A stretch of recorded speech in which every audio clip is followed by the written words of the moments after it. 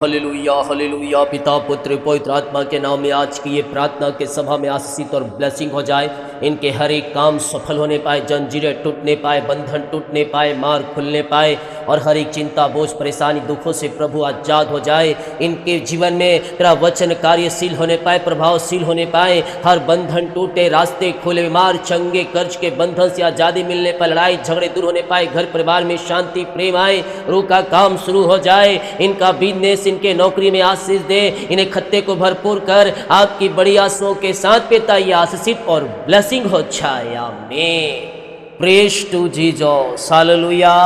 प्रभु आप सबको आशीष दे।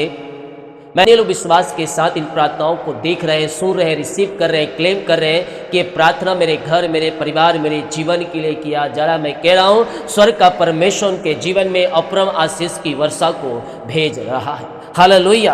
भजन संहिता 115 के उसके 15 वचन को देखेंगे तो यहाँ वचन कहता है, यहोवा जो आकाश और पृथ्वी का करता है उसी की ओर से तुम आशीष पाए हो। वचन कहता है यहोवा जो आकाश और पृथ्वी का बनाने वाला है उसी की ओर से तुम आशीष पाए। यानी कि जो कुछ हमारे पास है, ना बल से, ना शक्ति से, ना बुद्धि से, ना ज्ञान से, वो सब आया है तो यहोवा प्रभु यीशु मसीह के द्वारा आया है। हम कहते हैं हमने मेहनत किया, हमने पाया, हमने पढ़ाई किया, हमने पाया, लेकिन वास्तव में वहां तक पहुंचाने वाला परमेश्वर है, आपके साथ साथ है।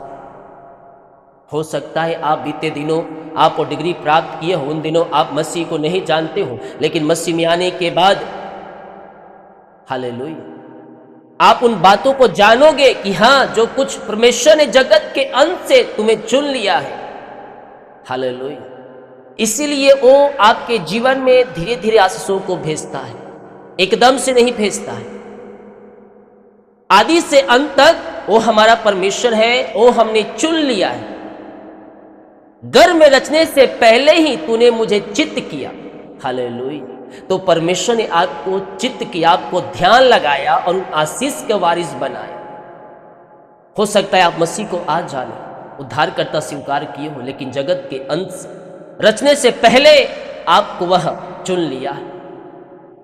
तो जो कुछ आपके पास है, ना हमारे बल से, ना शक्ति से वो आया है, तो प्रभु के अनुग्रह और आशीषों से है। हम उसके लिए पिता का धन्यवाद करें। जो कुछ हमने आशीष पाया है, चंगाई पाया है, सफलता पाया है, उन सारे बातों को गिन गिन के लिए हम पिता का धन्यवाद करें। पिता हम धन्यवाद करते इन आशीष के लिए, चंगाई के लिए, इसे तेरे अनुग्रह के लिए, तेरे प्रेम के लिए, तेरे दया के लिए हम धन्यवाद करते हैं। क्योंकि मेरे प्रियो ये वचन जीवित है, ये वचन दो धाई तलवार से भी तेज है और ये वचन जहाँ जाता है वहां कार्य करके आता है। यह वचन खाली हाथ नहीं आता है। जिस तरह से हिम और वर्षा इस पृथ्वी पर गिरता है, अपना वो कार्य करके जाता है, उसी प्रकार से परमेश्वर का यह वचन है, जिस घर में, जिसके जीवन में जहां जाएगा वो कार्यशील, वो कार्य करके आएगा। आपके जीवन में ये फलवंत होके आएगा। आपके जीवन में ये वचन आपके लाइफ को बदल कर आएगा जब तुम विश्वास करोगे। क्योंकि आशा भरोसा परमेश्वर के ऊपर है,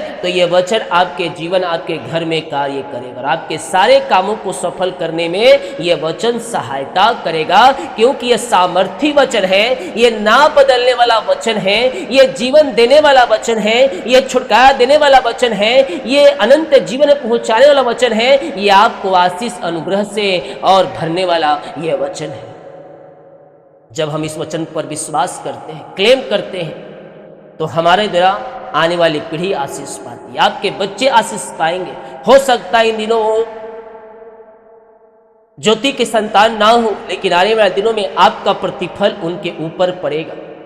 जब आप मसीह में आगे बढ़ते जाएंगे, उसका प्रतिफल आपके परिवार के ऊपर आने वाले दिनों में चमकेगा। क्योंकि मसीह में किया हुआ कार्य कभी व्यर्थ नहीं जाता है, वो कार्य करके आता है। आमीन। हालेलुया। तो हम इस वचन विश्वास करें। आपके लिए प्रभु ने उत्तम रास्ते इस वर्ष खोलने जा रहा है, वह खोल चुका है विश्वास करने वालों के जीवन। आमीन।